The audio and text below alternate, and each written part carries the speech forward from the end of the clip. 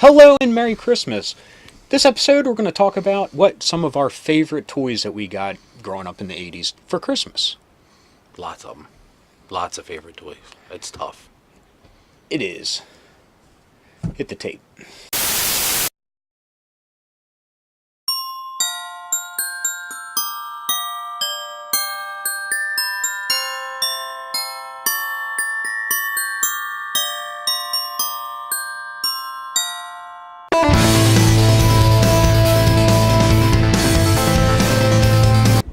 Christmas is growing up. I mean, I'm sure any kid at any era, Christmas morning was the bomb. It is. To some extent. So, growing up in the 80s, we had some awesome toys. And what would you say was one of your favorites that you got from Santa Claus growing up? I got a Empire Strikes Back X-Wing.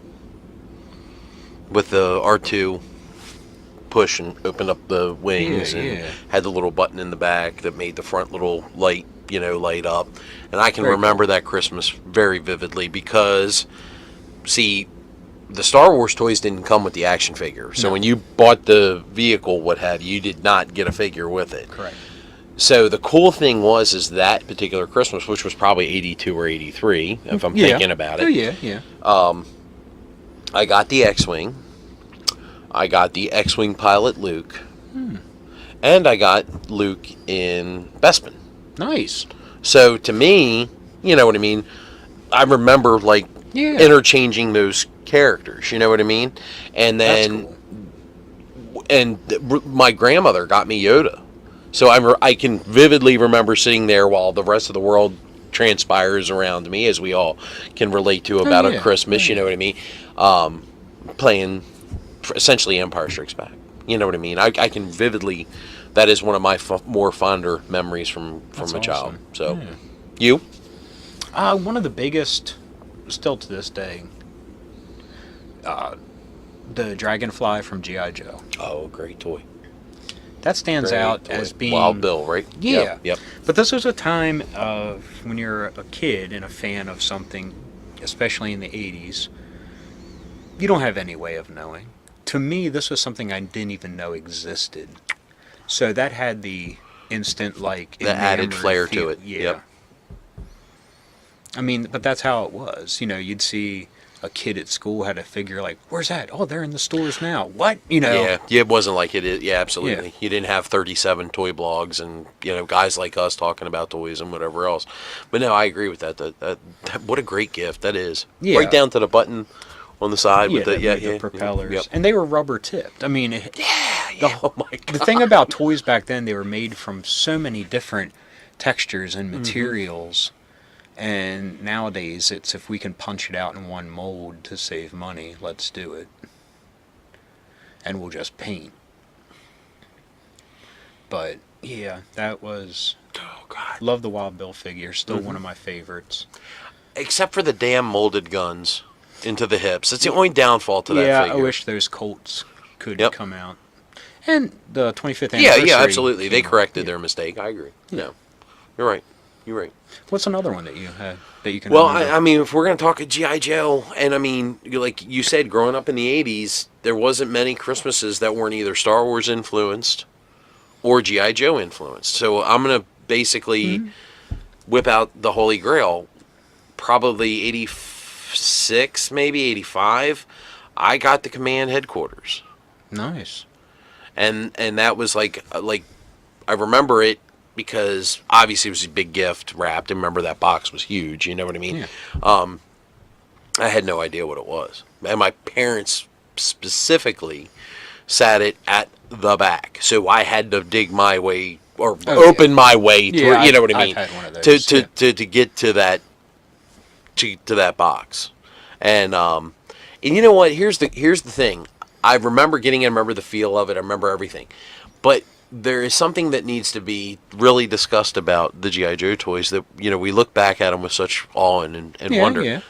Is it took probably 3.5 fucking hours to put that goddamn thing together because G.I. Joe toys were literally my first forte. I do construction. That is what I do when I'm not doing this. Okay, I do construction. I run some pretty sizable jobs around DC area as a superintendent.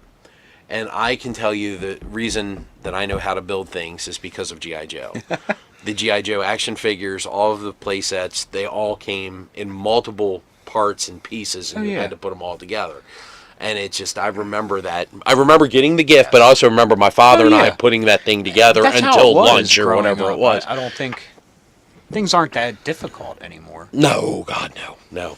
But I mean, I can just, that's probably my more. Well, what was cool too was the blueprints were collectible as well. Oh my God, they are great. Yeah. They were so. No, they were actually horrible. I mean, it's who would do that though? I mean, they went so far as to make those look like an army document. Yes, for you like to a true blueprint. Yeah, yeah, it's awesome. That's pretty cool. I could keep on the G.I. Joe thing, but we'll get back to it. ColecoVision. Oh, nice. That was one of those situations where it was getting behind the tree, and I opened up Donkey Kong first. But the thing is, by that time, it was already clearanced. Passe. Yeah, and the only reason I wanted it was because my parents' friends had it. Still, right. ColecoVision, I think, was one of the best. That was my first exposure over Atari, actually. What's ColecoVision? I always preferred the ColecoVision over the Atari 2600 or whatever. Which I think it was had like almost sacrilege to say out loud. It had more colors, it felt like. Well, it just seemed like the graphics were... Yeah, exactly. Yeah. You had more arcade quality, like Popeye, which I love that game. Zaxxon looked beautiful on that. And the controller, or the paddle with the buttons, or the numbers. Yep. Which you used for some games. You actually slid a plastic sleeve for some games. Like there's like a cat and mouse game that was really fun. My God, I forgot about those. Yeah.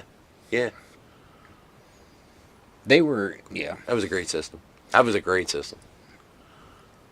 But you have to be our age, I guess, to say that was a great system. Yeah, you know probably, what I mean. You know, probably. That's really cool, dude. Yeah. That is really cool. But yeah, that was something that was on its way out. So it was a good time because the concept of shelf space in stores and toy stores back then was so different than it is now. Yes.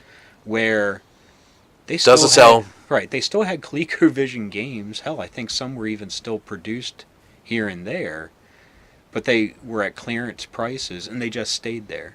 They didn't need to quickly get it off the shelf to make way for something else. So it still felt great to go into a toy store and be like, I want one of them. You're right.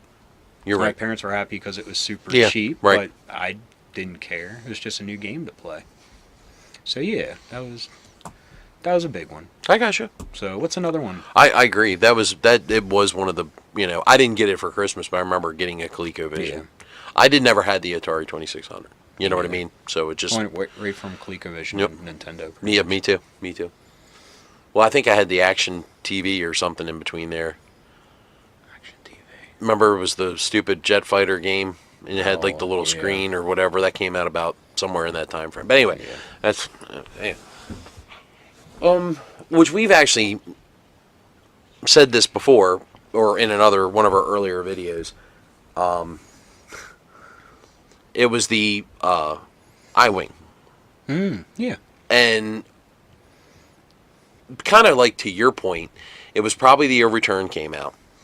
Or if not, maybe a couple years removed after the fact.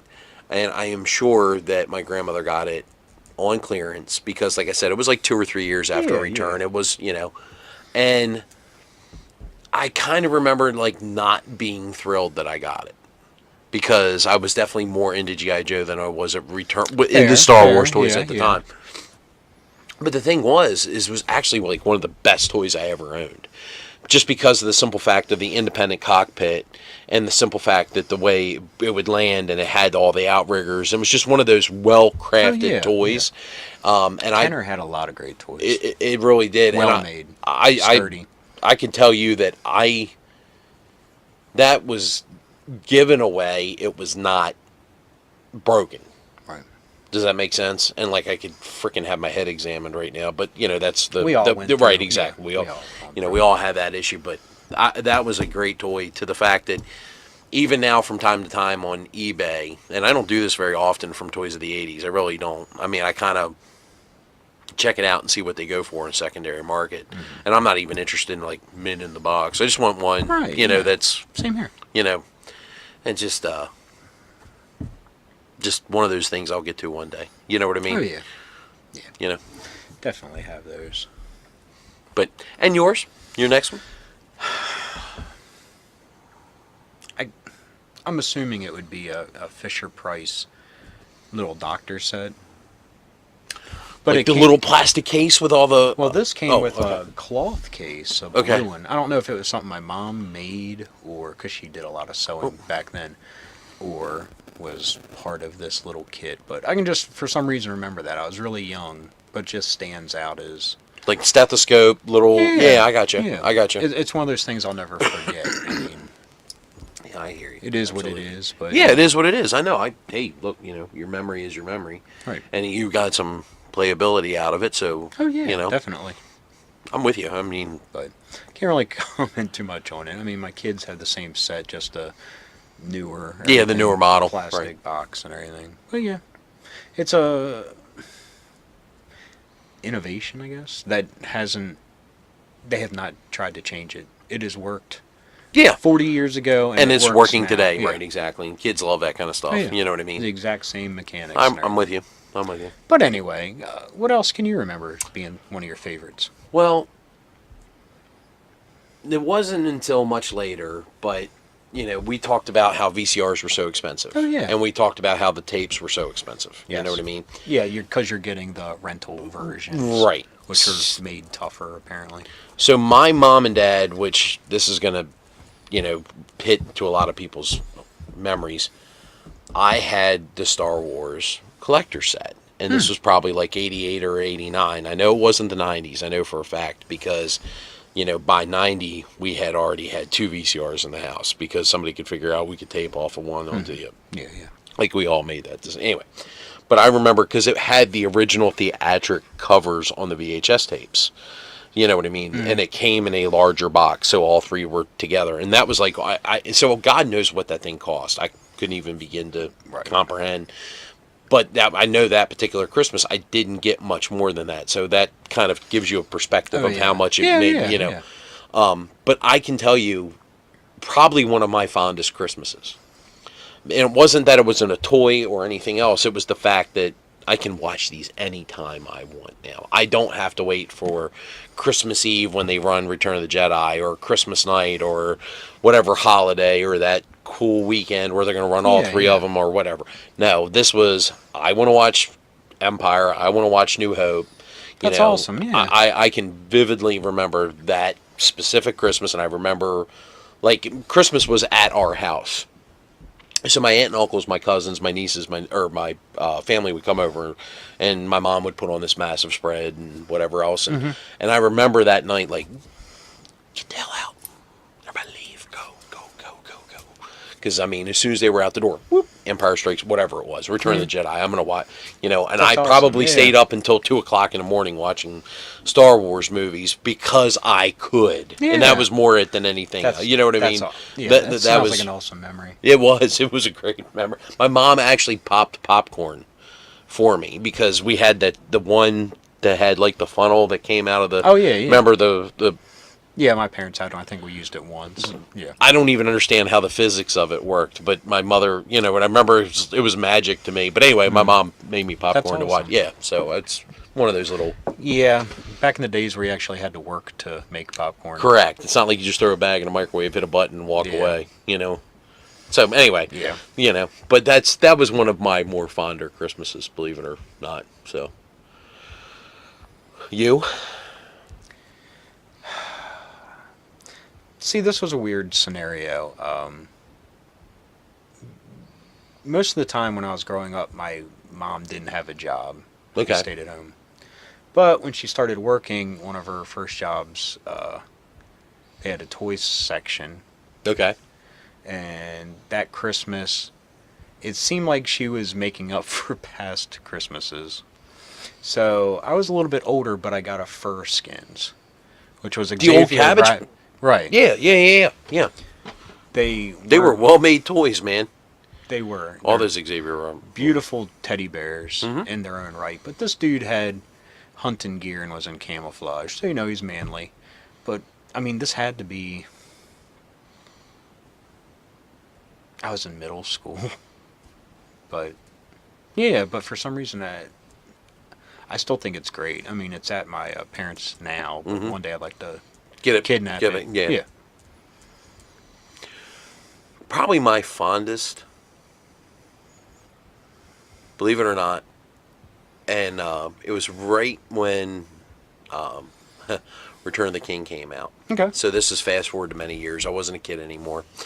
By no, well, I mean to some extent I still am a kid, but could still walk down the toy aisle every place I go. Oh, You know yeah. what I mean? Same here.